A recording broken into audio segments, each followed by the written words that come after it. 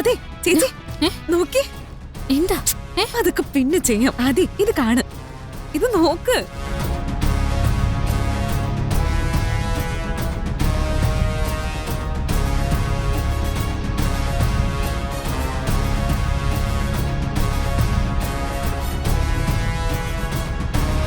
പ്രിയേ, കണ്ടോ എന്റെ സിനിമയുടെ പരസ്യം കണ്ടോ? ഇത് ഞാൻ കാത്തിരുന്ന നിമിഷം. എത്ര നാള് ഞാൻ കൊതിച്ചാന്നറിയോ ഇങ്ങനൊരു പോസ്റ്റർ പത്രത്തിൽ വരാൻ. എന്റെ പടം എവിടെയെങ്കിലും ഒന്ന് പ്രിന്റ് ചെയ്ത് വരാൻ. ഇതേ ഞാൻ എല്ലാരെയും ഒന്ന് കാണിച്ചു കൊടുക്കട്ടെ. പ്രിയ, നീ ഇന്ന് മണ്ടത്തറി പറയുന്നേ? നീ സിനിമയിൽ അഭിനയിക്കാൻ പോയത് ഇവിടെ ആർക്കെല്ലാം അറിയോ? ഇപ്പൊ ഇതിവിടെ ഉള്ളവർ കണ്ടിട്ടുണ്ടെങ്കിൽ വലിയ പ്രശ്നല്ലേ? എന്ത് പ്രശ്നം? പ്രശ്നം ഉണ്ടാക്കുന്നവരുണ്ടാക്കിക്കോട്ടെ, എനിക്കൊരു കുഴപ്പമില്ല. നിന്റെ ഈ സിനിമ പൂർത്തിയായിട്ടില്ലല്ലോ, അത് പൂർത്തിയാവണ്ടേ? അതുവരെ ഇവിടെ നിന്ന് നിനക്ക് പോവാൻ പറ്റണ്ടേ?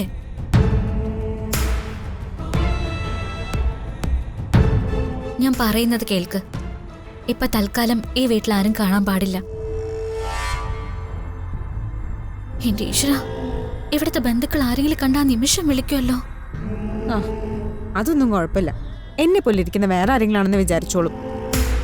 നീ എന്ത് ഈസിയായിട്ട് ഇങ്ങനെയൊക്കെ സംസാരിക്കുന്നേ? നീ എന്ത് ഈസിയായിട്ട് ഈ കാര്യങ്ങളൊക്കെ കാണുന്നേ? ഇവിടുത്തെ കാര്യം മാത്രാണോ? അച്ഛൻ ഇത് കണ്ടാലോ? അച്ഛൻ കണ്ടാൽ ഉറപ്പായിട്ട് നമ്മൾ രണ്ടുപേരെയും വിളിപ്പിക്കും. അതോടെ ഇത് എന്നേക്കുമായിട്ട് അവസാനിക്കുകയും ചെയ്യും. എന്തൊരു കഷ്ടമാ. ആദ്യമായിട്ട് ഇത്രയും വലിയൊരു കാര്യം നടന്നപ്പോ അതൊന്നും പുറത്ത് പറയാൻ പോലും പറ്റില്ലെന്ന് വെച്ചാ. ഓ, നിനക്ക് നല്ല സന്തോഷമുണ്ട്, അതെനിക്കറിയാം. പക്ഷെ ഇപ്പൊ നീ ഇതുള്ളിൽ ഒതുക്കിയേ പറ്റൂ, അല്ലെങ്കിൽ പ്രശ്ന. നീ ഈ പേപ്പറിങ്ങി തന്നെ, ഞാനിത് വേറെ എവിടെയെങ്കിലും മാറ്റി വെച്ചോളാം. എന്റെ കൃഷ്ണ, ഇത് വേറെ ആരും കാണില്ലേ? തമിഴ് സിനിമയാണെന്നൊക്കെ പറഞ്ഞപ്പോ ഇവിടുത്തെ പത്രത്തിൽ നിന്നും വരില്ലെന്ന് ഞാൻ കരുതി.